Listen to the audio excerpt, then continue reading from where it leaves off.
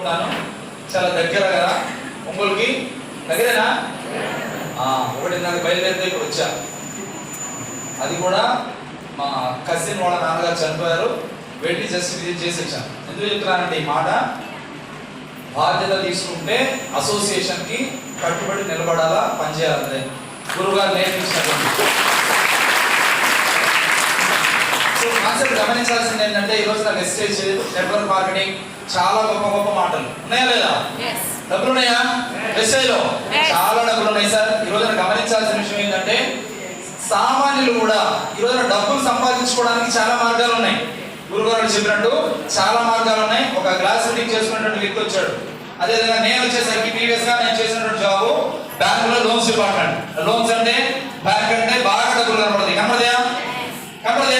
చాలా బాగా కనపడతాయి, కానీ అవి మనకి ఇవ్వరు. కాన్సెప్ట్ ఏంటంటే జస్ట్ శాలరీ మాత్రమే. ఏదైనా ఫైల్స్ బాగా చేసామంటే ఇచ్చింటూ ఒక 20 నుంచి 30,000 టోటల్ గా ఒక 70,000 డ్రా చేసామని నెలాఖరికి శాలరీ పడింది అనే ఒకే ఒక కారణం చేత వేరే బ్యాంకు కూడా మారకుండా అదే బ్యాంకులో ఎన్నో సంవత్సరాలు పనిచేసాం. కానీ జీవితం మారిందంటే ఏం మారదు కూడా. ఎందుకంటే అక్కడ శాలరీయే నేను ఒక్కడే పనిచేయాలి. ఒక్కడే పనిచేస్తే ఎంత వస్తాం, కుటుంబం మొత్తం అంటే నా భార్య 2 పిల్లలు ఆ శాలరీతోనే రన్ చేయాలి, అవునా? ఫ్యామిలీని.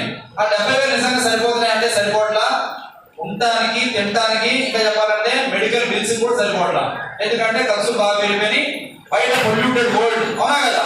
ప్రతి ఒక్క వస్తువు కూడా వాడేది, తినేది, తీసుకొచ్చేది, ఇంట్లో వాడేటువంటి ప్రతి ఒక్క వస్తువు కూడా కెమికల్ ప్రొడక్ట్ కాబట్టి ఈ రోజున ఆరోగ్యం చాలా డ్యామేజ్ అవుతుందా సార్? హాస్పిటల్ బిల్లు చూస్తే దాదాపు వారానికి వచ్చేసరికి 3,000 నుంచి 4,000, 5,000 ఎన్నిసార్లు వెళ్ళాలంటే వారానికి నాకు తెలిసి మినిమం ఒకసారి వేసుకున్నా కానీ నెలలో దాదాపు 4 సార్లు కానీ 3 సార్లు కానీ ఖచ్చితంగా వెళ్ళాల్సి వచ్చేది.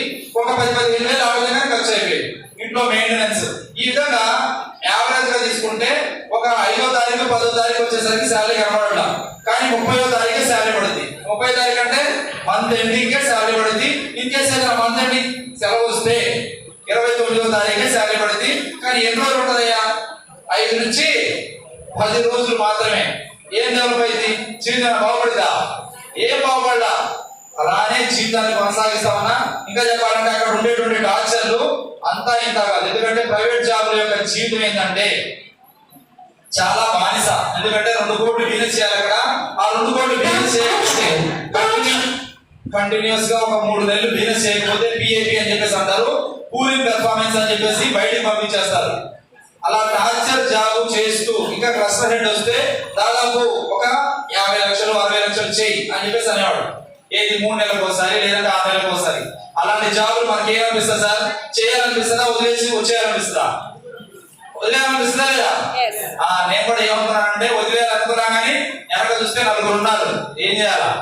ఫ్యామిలీ రన్ చేయాలి కదా. పెళ్లి చేసుకున్నా 2 పిల్లలు అయ్యారు, అవునా? వదిలిపెడితే ఊరుకుంటా? కష్టం ఊరుకోరు. బాధ్యత నెత్తి మీద ఉంది. అది దించేది కాదు, కింద పెట్టేది అసలే కాదు. ఇది వదిలించుకునేది కాదు, కింద కూడా పెట్టలేము. ఆ మోస్తానే ఉండాలి జీవితాంతం.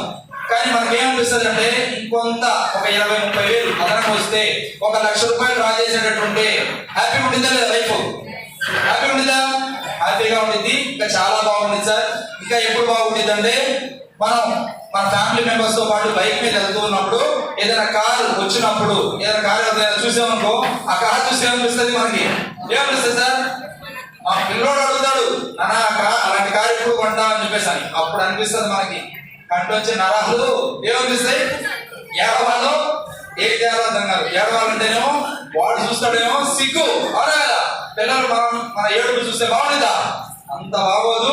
అందుకని ఏం చేసాడంటే వాడి మైండ్ డైవర్ట్ చేసాడు. అది ఇటు కాదు అటు చూడు ఒకసారి అని చెప్పేసి అని అలా డైవర్ట్ చేసుకునేటువంటి బ్రతుకు నాకు. ఎందుకంటే కారు కొనాలనుకుంటాను, కారు కొనాలన్నా సాధ్యం కాదు.